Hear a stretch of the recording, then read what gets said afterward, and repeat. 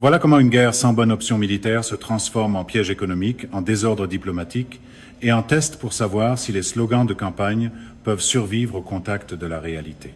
Je ne pense pas que les Américains, malgré toute la fanfaronnade du président Trump, aient un intérêt réel à grimper l'échelle de l'escalade. Je ne pense pas que nous gagnions quoi que ce soit en montant dans cette escalade. En fait, je crois qu'il est dans l'intérêt de l'Iran de prolonger la guerre. Et si nous grimpons l'échelle de l'escalade, cela jouera en faveur de l'Iran à long terme. Apparemment, l'échelle de l'escalade sonne beaucoup plus propre dans une salle de presse qu'au moment où la facture arrive à la pompe à essence. Si nous y réfléchissons sérieusement, qu'allons-nous faire si nous montons dans l'escalade? Allons-nous utiliser la puissance aérienne pour frapper de nouveau l'Iran? C'est ce dont parle le président Trump. Mais il ne nous reste pas beaucoup de cibles militaires à frapper.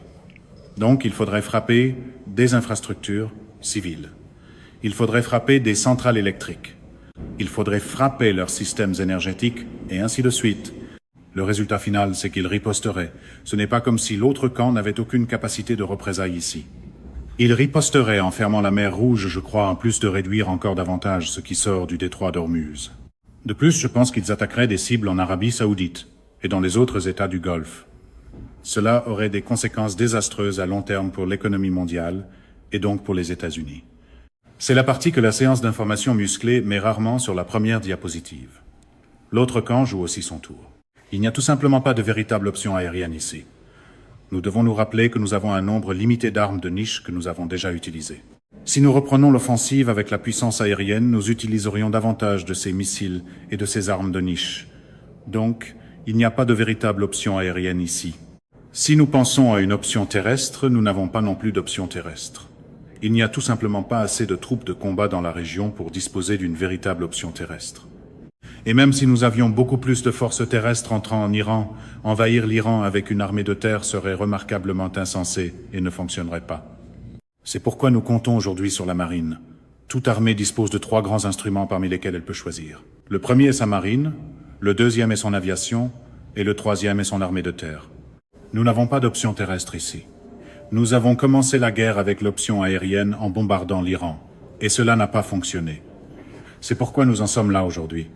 Ce vers quoi nous nous sommes maintenant tournés, c'est l'option navale, et c'est de cela qu'il s'agit avec le blocus. Mais cela ne promet pas de mettre fin à ce conflit dans des conditions favorables. Donc, nous n'avons pas d'option militaire ici. La grande stratégie a donc atteint l'étape classique de l'ère Trump. Quand le plan A échoue, on renomme le plan B et on appelle cela de la force. En même temps, il y a tout le volet économique de cette histoire qui, à bien des égards, est plus important que le volet militaire, parce que les dommages causés à l'économie mondiale sont considérables. Le président Trump a donc un intérêt profond à régler ce conflit immédiatement, il veut le régler depuis hier. C'est pourquoi je pense que l'incitation à engager une forme de négociation est très forte. Mais le grand problème auquel le président fait face, c'est qu'il doit composer avec les Israéliens, et les Israéliens ne veulent pas de règlement. C'est très important à comprendre. Trump veut un règlement. Israël ne veut pas régler. Israël ne peut rien accomplir sans les États-Unis. Si les États-Unis entrent dans un véritable cessez-le-feu ou une trêve sérieuse, que vont faire les Israéliens? Attaquer l'Iran seul et risquer la destruction de leur pays? Non. Nous devons nous rappeler ici que les Israéliens et les Américains ensemble n'ont pas pu vaincre l'Iran. Si nous évaluons qui a gagné la guerre jusqu'à présent, il est très clair que les Iraniens l'ont gagné jusqu'ici. Aucun de nos objectifs n'a été atteint. De plus, nous avons perdu le contrôle du détroit d'Ormuz au profit de l'Iran. Nous sommes donc dans une situation pire, nous, c'est-à-dire les États-Unis et les Israéliens aujourd'hui, que nous ne l'étions avant le début de la guerre. Nous n'avons tout simplement atteint aucun objectif. C'est une phrase difficile à faire tenir sur une casquette de campagne.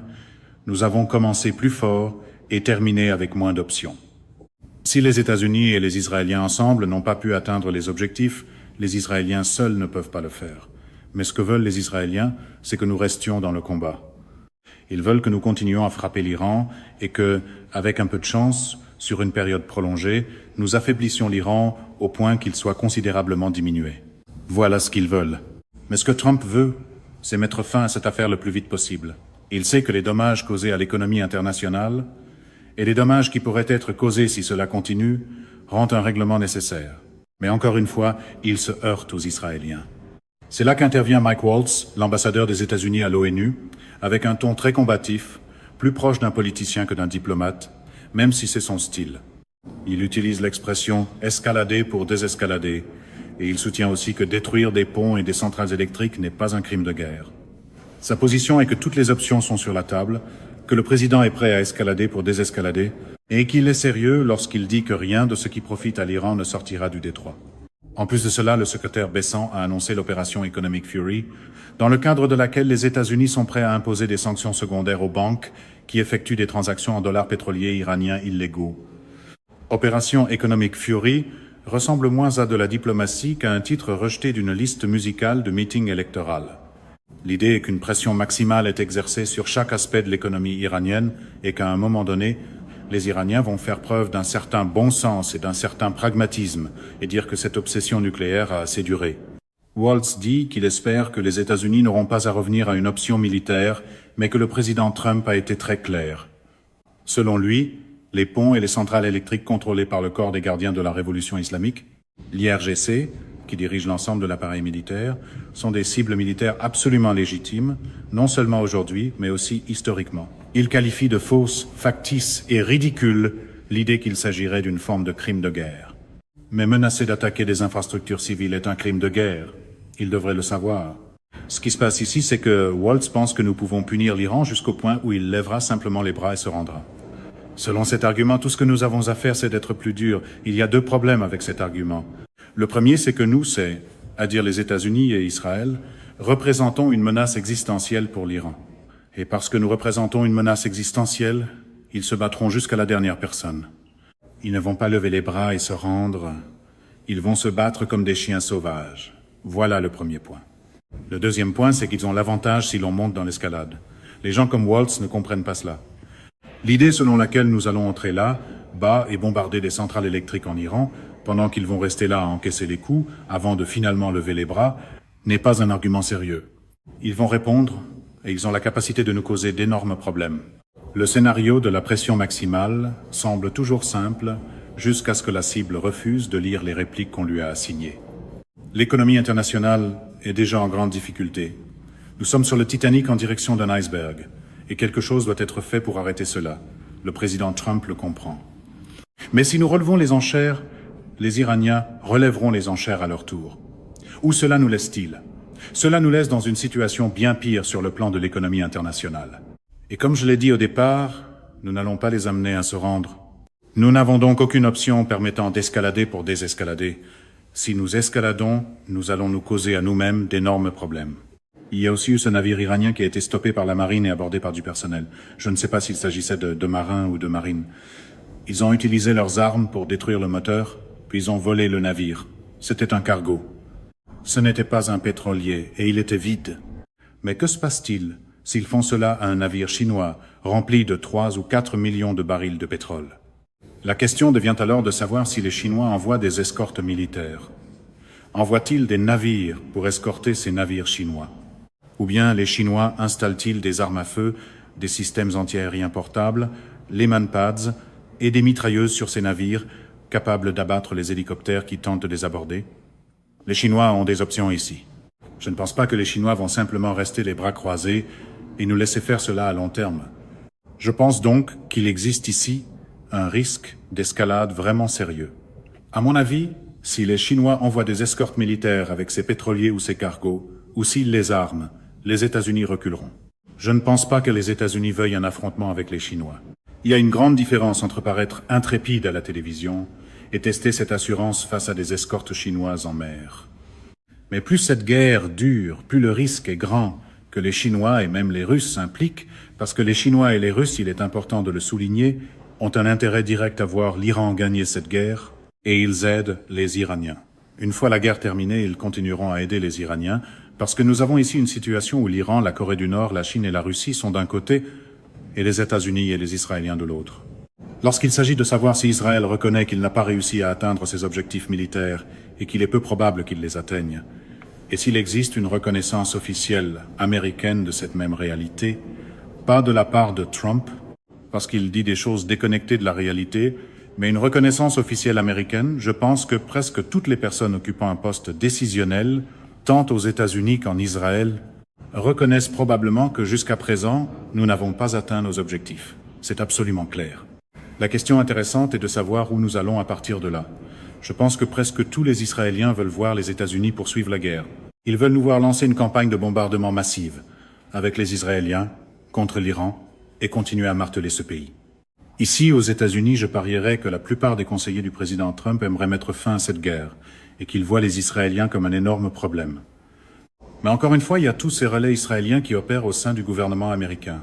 Des gens comme Kushner, des gens comme Steve Witkoff, même des gens comme Michael Waltz, nous les appelons plus généralement des néoconservateurs. Mais le néoconservatisme, les néoconservateurs, est un euphémisme pour désigner les forces pro-sionistes à l'intérieur des États-Unis, et ils suivent essentiellement la ligne israélienne. C'est le problème auquel Trump fait face. Trump est pris entre deux ensembles de forces puissantes. D'un côté, il y a l'impératif de mettre fin à cette affaire afin d'arrêter l'hémorragie sur le plan de l'économie internationale. Mais de l'autre côté, il y a les Israéliens et leur très puissant soutien ici aux États-Unis. Je pense que cela se reflète dans les commentaires de Mike Waltz. Ce n'est pas exactement l'Amérique d'abord. Cela ressemble plutôt à l'Amérique d'abord après que le lobby a terminé la note de service. Les États-Unis ne pratiquent plus vraiment de diplomatie sérieuse ces jours-ci. Nous le voyons aussi dans la guerre Russie-Ukraine. Le président Trump a dit que lorsqu'il entrerait en fonction, il mettrait fin à la guerre Russie-Ukraine du jour au lendemain. En fait, il avait promis ou dit qu'il y avait de bonnes chances qu'il y mette fin avant même d'entrer à la Maison-Blanche. Cela a été un échec total. Du jour au lendemain, fait une excellente phrase de meeting. Malheureusement, les guerres ont tendance à ne pas suivre les calendriers de campagne. Si nous examinons la manière dont nous nous sommes comportés dans le processus de négociation, nous nous grattons la tête et nous nous demandons si l'administration Trump comprend vraiment comment mener une diplomatie. Cela ne semble vraiment pas être le cas. C'est ce que je vois dans le dossier Russie-Ukraine. Et si nous regardons ce qui se passe à propos de l'Iran, cela me semble identique. Il est très difficile de comprendre ce que l'administration cherche à faire. Il suffit de penser au cessez-le-feu qui avait été négocié. Il manquait deux éléments dans ce cessez-le-feu. Le premier, c'est qu'il fallait amener les Israéliens et le Hezbollah à accepter un cessez-le-feu, puis il fallait amener les Iraniens à ouvrir le détroit.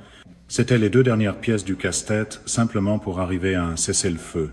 Donc vendredi dernier, je crois que c'était le 17 avril, il semblait qu'il allait y avoir un cessez-le-feu de 10 jours entre Israël et le Hezbollah. Ensuite, les Iraniens ont dit qu'ils ouvriraient le détroit. C'était le 17. Et tôt le matin du 18, ici à Chicago, il semblait que tous les ingrédients d'un cessez-le-feu étaient en place. Mais le président Trump a refusé de lever le blocus américain du détroit d'Ormuz. Sans surprise, les Iraniens ont changé de direction et ont remis leur blocus sur le détroit d'Ormuz. En regardant cela, je dois me demander à quoi pensait le président Trump. Il voulait mettre le cessez-le-feu en place. Il avait le cessez-le-feu en place. Mais le bon sens vous dit que si vous maintenez le blocus américain sur le détroit d'Ormuz, qui est un blocus contre l'Iran, et que vous empêchez le pétrole iranien de passer par le détroit, alors les Iraniens vont remettre leur blocus en place et nous revenons à la case départ. Voilà une remarquable forme de négociation. Atteindre la porte marquée « Cesser le feu » puis garder son propre cadenas dessus. Le prix de l'essence à la pompe aux États-Unis continuera d'augmenter. C'est l'autre dimension clé de cette affaire. Nous avions laissé le pétrole iranien entrer sur le marché mondial parce que cela servait notre intérêt dans le but de maintenir les prix du pétrole à un bas niveau. Mais si nous maintenons le blocus américain contre l'Iran, alors ce pétrole iranien ne peut pas sortir vers les marchés mondiaux. Cela n'a tout simplement aucun sens.